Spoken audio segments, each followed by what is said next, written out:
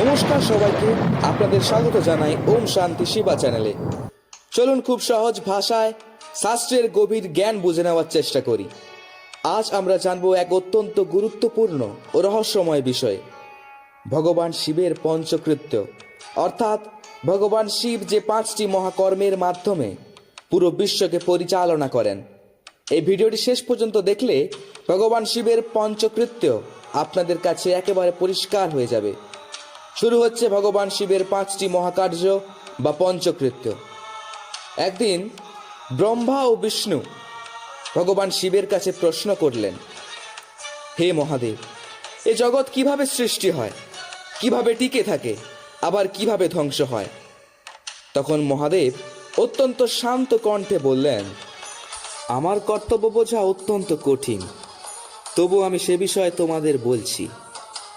হে ব্রহ্মা এবং অচ্যুত, সৃষ্টি, পালন, সংহার, তিরোভাব এবং অনুগ্রহ, এই 5টি আমার জগৎ সম্বন্ধীয় কাজ, যা নিত্য সিদ্ধ।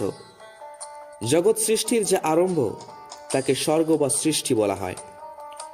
আমার দ্বারা পালিত হয়ে জগতের সুস্থির রূপ থাকাই তার স্থিতি।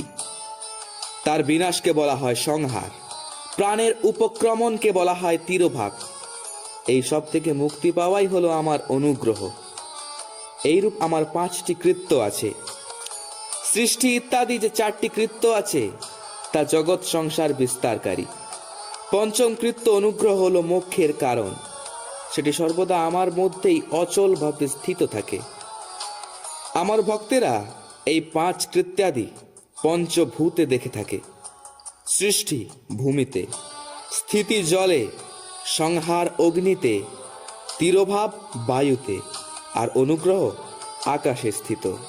পৃথিবী থেকেই সবকিছু সৃষ্টি হয়, জল থেকে সবকিছু বৃদ্ধি এবং জীবন রক্ষা হয়। আগুন সবকিছু পুড়িয়ে দেয়, বায়ু সবকিছু এক স্থান থেকে অন্য স্থানে নিয়ে যায়, এবং আকাশ সকলকে অনুগৃহীত করে। এই 5 কৃত্যাদির ভার বহন করার জন্য আমার 5 মুখ, চারিদিকে 4টি মুখ, আর মধ্যস্থলে পঞ্চমুখ।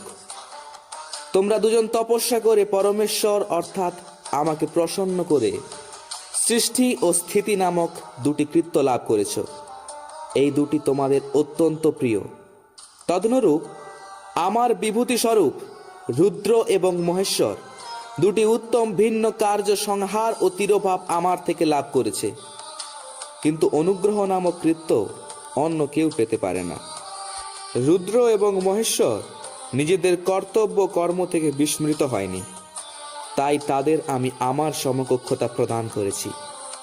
তারা রূপ, বেশভূষা, কৃত্য, বাহন, আসন, আয়ুধ ইত্যাদিতে আমারই সমান। আমি পূর্বে নিজ স্বরূপভূত মন্ত্রের উপদেশ করেছিলাম, যা ওমকার রূপে প্রসিদ্ধ। এটি মঙ্গলকারী মন্ত্র। সর্বপ্রথম আমার মুখ থেকেই ওমকার উদ্গারিত হয়, যা আমার স্বরূপ বোধক। ওমকার বাচক আর আমি বাচ্য। এই মন্ত্র আমারই স্বরূপ। প্রতিদিন নিরন্তর ওমকার স্মরণ করলে আমাকেই সর্বদা স্মরণ করা হয়। আশা করি মহাদেবের এই 5টি মহাকার্য আপনাদের কাছে পরিষ্কার। যদি আজকের ভিডিওটি ভালো লেগে থাকে, তাহলে অবশ্যই ভিডিওতে লাইক, কমেন্ট, শেয়ার করে চ্যানেলটি সাবস্ক্রাইব করে দিন। আবার নতুন এক শিবতত্ত্ব নিয়ে খুবই শীঘ্রই ফিরে আসছি। ততক্ষণ পর্যন্ত ওম শান্তি শিবা। ধন্যবাদ। আপনার দিনটি শুভ হোক।